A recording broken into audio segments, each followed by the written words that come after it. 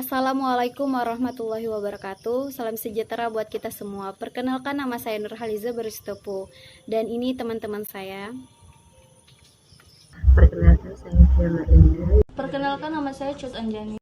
Perkenalkan, nama saya Retna Astutin Raha. Saya selaku moderator dan pembaca materi. Di sini saya dan kelompok saya ingin mempresentasikan hasil kerja kelompok kami, yaitu final project yang berjudul Piutang.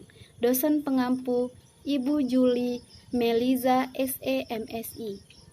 Berikut materi pertama, yaitu pengertian piutang.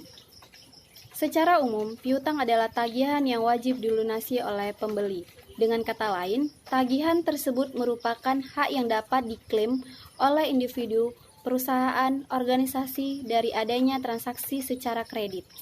Tagihan yang ada kemudian dapat dilunasi dengan melakukan pembayaran berupa uang, barang, maupun jasa, sesuai dengan kesepakatan yang berlaku.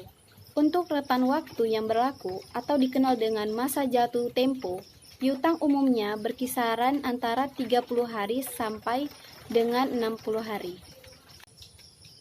Piutang menurut para ahli, di sini kami hanya mengambil dua tokoh saja, yaitu Martono dan Harjito. Menurut Martono dan Harjito, piutang adalah tagihan kepada pelanggan atau pembeli terhadap transaksi pembelian produk perusahaan.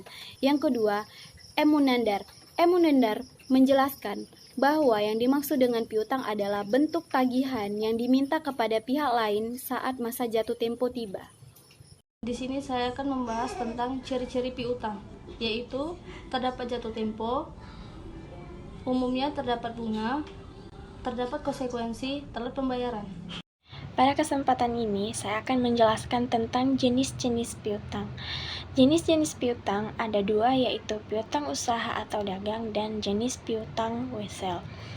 Jenis piutang usaha atau dagang adalah jenis piutang yang terjadi karena adanya penundaan pembayaran oleh konsumen setelah barang atau jasa yang diterima. Yang kedua adalah piutang wesel. Nah, piutang wesel ini adalah piutang yang terjadi karena pihak debitur menjanjikan pembayaran pada waktu tertentu melalui surat formal yang terlampir. Kesepakatan yang ada ini selanjutnya disetujui oleh kedua belah pihak. Yang pertama, pihak debitur dan pihak kreditur. Pada piutang jenis ini, masa jatuh tempo berlangsung cukup lama, memakan waktu antara 60 hari serta diberlakukannya bunga. Bisa dilihat ya di atas, rumus-rumus piutang ada dua. Rasio perputaran piutang sama dengan penjualan kredit bersih rata-rata piutang. Kedua, piutang rata-rata sama dengan piutang awal ditambah piutang akhir dibagi dua. Nah, berikut studi kasusnya akan dibacakan oleh Fia Marlina. Contoh kasus yang kami angkat kali ini mengenai anak yang menggugat ibu kandungnya. Siti Rokayah sendiri memiliki 6 orang anak, yang menggugatnya adalah Yani dan suaminya bernama Handoyono. Pada tahun 2001, anak keenamnya meminjam uang ke beberapa saudara akibat hukum tidak membayar hutang di bank.